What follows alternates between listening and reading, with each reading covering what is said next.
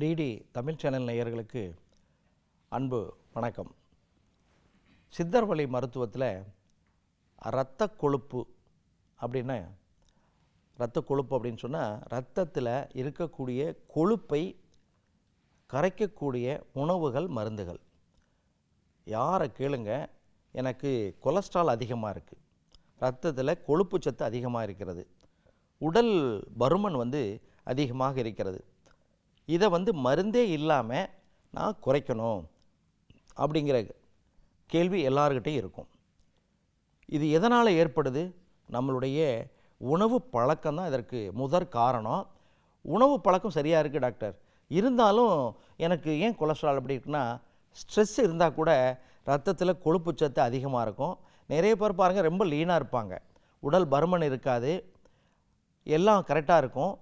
ஆனால் அவங்களுக்கு கொலஸ்ட்ரால் பார்த்திங்கன்னா ரொம்ப அளவுக்கு அதிகமாக 300 கூட இருக்கும். ட்ரைக்ளிசரைடு பார்த்திங்கன்னு சொன்னால் அது 300 400 இருக்கும். ஒரு சிலருக்கு 500க்கு மேலே கூட இருக்கிறத பார்க்கலாம், 1000க்கு மேலே கூட இருக்கிறத பார்க்க முடியும். காரணம், மன அழுத்தம், மனக்கவலை, மன உளைச்சல் இருந்தால் கூட இந்த இரத்த கொழுப்பு அதிகரிக்கிறத நம்ம பார்க்க முடியும்.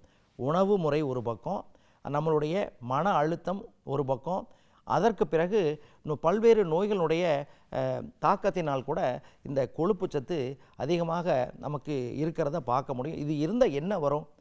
இதய பாதிப்பு ஏற்படுவதற்கு வாய்ப்புகள் அதிகம். அதே போல் இரத்த கொதிப்பு, பிளட் ப்ரெஷர் அதிகமாக வருவதற்கு வாய்ப்புகள் அதிகம். அதனால் நம்ம என்ன பண்ணணும்? இதை சரியாக வைத்து கொள்ள வேண்டும். இதை சரியாக வச்சுக்கிறது, சமையல் அறையில் என்னென்ன இருக்குது? இஞ்சி இந்த இரத்த கொழுப்பை குறைக்கக்கூடிய ஒரு உணவுப் பொருள். அடுத்தது மிளகு, இந்த இரத்த கொழுப்பை குறைக்கக்கூடிய மிகச்சிறந்த ஒரு உணவுப் பொருள்.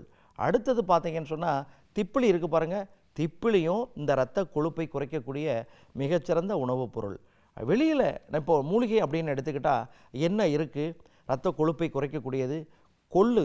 அழகாக சொல்லுவாங்க, ஒரு பழமொழி இருக்கிறது, கொழுத்தவனுக்கு கொள்ளை கொடும்பாங்க, இளைத்தவனுக்கு எல்லை கொடு அப்படின்னு சொல்லுவாங்க.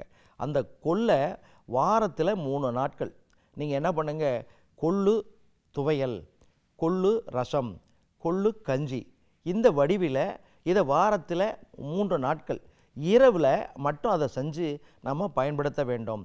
இப்போ இந்த கொள்ளு துவையல்னால் அதுக்கு கூட எதுவுமே நம்ம சாப்பிடக்கூடாது.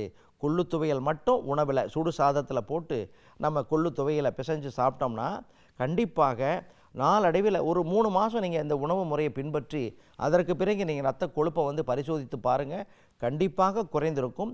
உடல் எடையும் அந்த உடல் பருமனும் படிப்படியாக நீங்கள் குறையிறத பார்க்க முடியும். அடுத்தது கொள்ளு கஞ்சியை வாரத்தில் 1 நாள் அதை என்ன பண்ணுங்கள், இரவில் அந்த கொள்ளு கஞ்சியை மட்டும் சாப்பிடணும், தொட்டுக்கிறதுக்கு எதுவுமே நீங்கள் பயன்படுத்தக்கூடாது. அடுத்தது கொள்ளு ரசம், வாரத்தில் 1 நாள் அந்த கொள்ளு ரசத்தை நீங்கள் பயன்படுத்துங்க.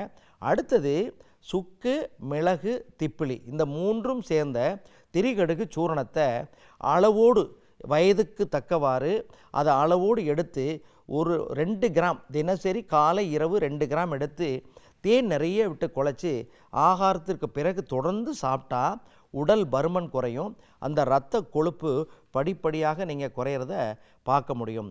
அதற்கு பிறகு உடல் பயிற்சி, உடல் இயக்கம் கண்டிப்பாக தேவை. ஏதாவது ஒரு வேலையை செய்யணும் அல்லது ஏதாவது ஒரு பயிற்சியை செய்யணும், இதை தொடர்ந்து நம்ம கடைபிடிக்கணும். உணவை ஒழுங்குபடுத்தி கொள்ள வேண்டும். அந்த துரித உணவு பழக்கம் இருந்தால் துரித உணவு பழக்கத்தை அடியோடு நாம் நிறுத்தி கொள்ள வேண்டும்.